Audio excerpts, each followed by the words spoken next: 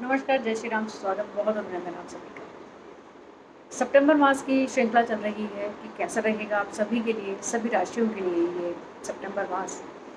तो इसी श्रृंखला में आज जो चर्चा करने वाले हैं वो है अंतिम राशि यानी कि मीन राशि, जिसके लग्नेश हुए गुरुदेव बृहस्पति और एक जल तत्वीय राशि है। कैसा रहेगा गोचर इस सितंबर मास में आप सभी के लिए, जो लोग मीन राशि के जातक हैं उनके लिए।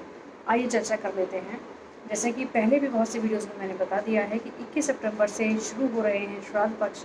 बहुत तरह की जानकारियाँ आपके पास होंगी और ज़रूर उन चीज़ों को अपनाइएगा, कीजिएगा। पितृ पक्ष में, श्राद्ध पक्ष में जो बहुत बेसिक चीज़ें हैं, बहुत सरल चीज़ें हैं, लेकिन हमें करनी ज़रूर चाहिए। कई बार अज्ञानता की वजह से, ना पता होने की वजह से बहुत सी चीज़ों को हम नहीं कर पाते हैं, जो कि बहुत ज़रूरी है। हर एक जानकारी के साथ साथ आपको इसका रीज़न और लॉजिक भी समझ में आएगा कि इसको हमें करना क्यों है। आज के वीडियो में चर्चा कर लेते हैं हम मीन राशि के बारे में, कैसा रहेगा सितंबर मास।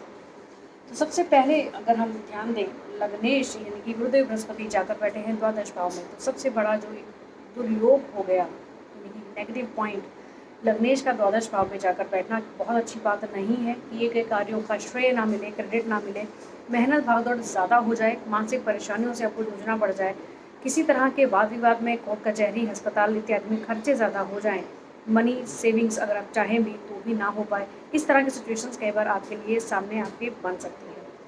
बात करेंगे सोर्स ऑफ इनकम की, जहाँ पर शनिदेव विराजमान है, तो ये आपके लिए अच्छा रह सकता है गोचर। नौकरी इत्यादि में जो भी लोग हैं, जो विदेश से जुड़कर यदि आप किसी नौकरी में हैं या विदेश जाने का अवसर अगर आपको नौकरी की तरफ से मिलता है तो ये गोचर ठीक रहेगा। अदरवाइज़ नौकरी में रहते हुए थोड़ी सी मानसिक परेशानियों का सामना भी आपको करना पड़ सकता है। वो लोग जो कि नौकरी की वजह से विदेश आना जाना उनका रहता है या एक जगह से दूसरी जगह जाना होता है, उनके लिए ऐसे सर्कमस्टांसेस बनते रहेंगे। बात करेंगे सप्तम भाव की, जहाँ पर बुध और शुक्र की युति बनी हुई है, लेकिन ये युति केवल 5 सितंबर तक रहेगी, जहाँ पर शुक्र अपना राशि परिवर्तन कर लेंगे और स्वग्रही हो जाएंगे अष्टम भाव में। तो बहुत सी चीज़ों के लिए ये ठीक है गोचर, जिसमें कि ऑकल साइंसेज आएंगी, अचानक धन संपत्ति प्राप्ति का योग भी बन सकता है। पैतृक संपत्ति की बात करेंगे तो इस प्रकार के योग भी आपके लिए बनेंगे जब शुक्र राशि परिवर्तन कर लेंगे। सप्तमेश का अपने ही घर में होना, स्वग्रही होना, कहीं ना कहीं वैवाहिक जीवन के लिए एक अच्छा योग है। बात करेंगे हम कि जो विद्यार्थी वर्ग है, इनकी सिचुएशन टोटली डिपेंड करेगी कि किस प्रकार की चंद्रमा की स्थिति बनती आ रही है। जब भी वो शनि के साथ आएंगे थोड़ी सी मानसिक परेशानियों को देंगे, पढ़ाई में डिस्टर्बेंस देंगे। जब भी वो राहु के साथ आएंगे तब भी कुछ इस प्रकार की स्थितियाँ बनेंगी, कन्फ्यूजन का हो जाना, भटकाव का महसूस होना, मन ना लग पाना पढ़ाई में, इस तरह की सिचुएशन बनेंगी। लेकिन जब भी कभी वो किसी अच्छे भाव में आएंगे तो ज़रूर आपको कुछ अच्छे रिजल्ट्स मिल सकते हैं। लेकिन नटशेल में अगर हम बात करें तो इस सितंबर मास में आपको थोड़ी पढ़ाई पर ध्यान ज़्यादा देने की ज़रूरत होगी, क्योंकि गुरुदेव बृहस्पति जो कि नैसर्गिक कारक हैं शिक्षा के, वो द्वादश भाव में है।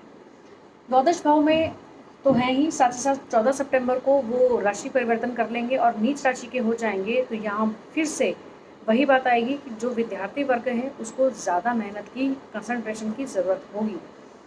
साथ ही साथ बात कर लेते हैं सूर्य देव जो बैठे हुए हैं छठे भाव में। कहीं ना कहीं अगर किसी कोर्ट कचहरी में अगर आप फंसे हुए हैं तो यहाँ पर आपके फेवर में चीज़ें हो सकती हैं। दूसरी बात, इन्हीं के साथ जो जुति बनाकर बैठे हुए हैं मंगल देव, आपके कर्जों के लिए ये एक अच्छा योग, एक अच्छा समय हो सकता है 5 सितंबर तक। उसके बाद मंगल परिवर्तन कर लेंगे कन्या राशि में, यानी कि आपके वैवाहिक जीवन के घर में। वैवाहिक जीवन में यहाँ पर आकर थोड़ा सा आपको ध्यान देने वाली बात ज़रूर होगी, क्योंकि मंगल सप्तम भाव में जब गोचर कर लेंगे तो कहीं ना कहीं जल्दबाजी दिमाग में दे देना, किसी काम को बहुत जल्दबाजी में कर लेना, थोड़ी सी गुस्से वाली स्थितियों को बना देना, क्योंकि अग्नि तत्व के ग्रह हैं मंगल, और कुछ समय के बाद ही यानी कि 16 सितंबर को सूर्य भी आपके सप्तम भाव में ही गोचर करने वाले हैं। तो आधे मंथ को हम ऐसा सोच सकते हैं कि ठीक ठाक चल सकता है हमारा वैवाहिक जीवन, लेकिन आधा यानी कि हाफ मंथ ऑफ सितंबर में थोड़ा सा अलर्ट होकर ज़रूर चलना पड़ेगा, क्योंकि वैसे ही लग्नेश हमारे द्वादश भाव में है। साथ ही साथ में जब दो ऐसे प्लैनेट्स जो कि उग्र स्वभाव के हैं, अग्नि तत्व के जो प्लैनेट्स हैं, वो सप्तम भाव में आकर बैठेंगे तो लग्न को सीधी दृष्टि देंगे ही। तो जल्दबाजी का देना, गुस्सा जल्दी आ जाना, छोटी छोटी सी बातों को ऊपर हमें इरिटेशन हो जाना, इस प्रकार की स्थितियाँ बन सकती हैं।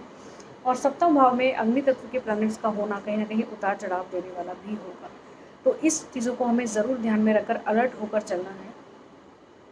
इसके अलावा हम बात करें राहु और केतु की, धर्म के थोड़ा सा विमुख करने वाला ये गोचर आपके लिए हो सकता है, जो कि ना केवल सितंबर, थोड़े से और आगे समय के लिए भी होगा।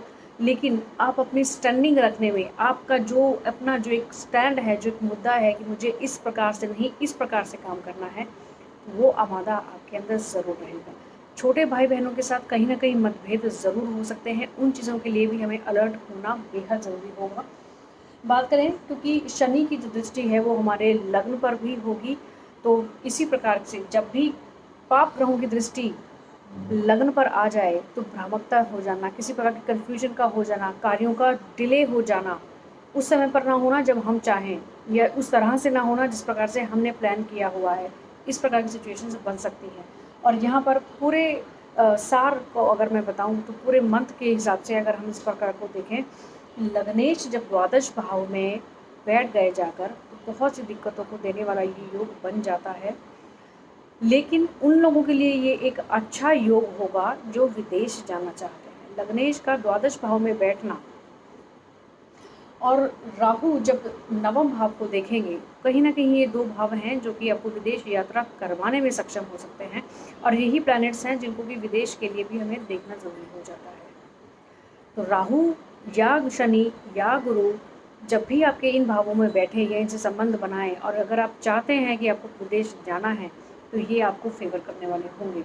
तो लग्नेश का द्वादश भाव में जाकर बैठना उन लोगों के लिए बिल्कुल ठीक है जो कि विदेश में जाकर बसना चाहते हैं या वहाँ थोड़े टाइम के लिए जाना चाहते हैं। तो ये था गोचर मीन राशि के जातकों के लिए, किस प्रकार की सावधानियाँ रखनी है हमें और किस तरह की कुछ अच्छी चीज़ें आपके साथ हो सकती हैं। अच्छी चीज़ों में यदि मैं बात करूँ चतुर्थ भाव और सप्तम भाव की, तो हाफ ऑफ मंथ आपके लिए बहुत अच्छा रहने वाला है। आज के इस वीडियो में इतना ही।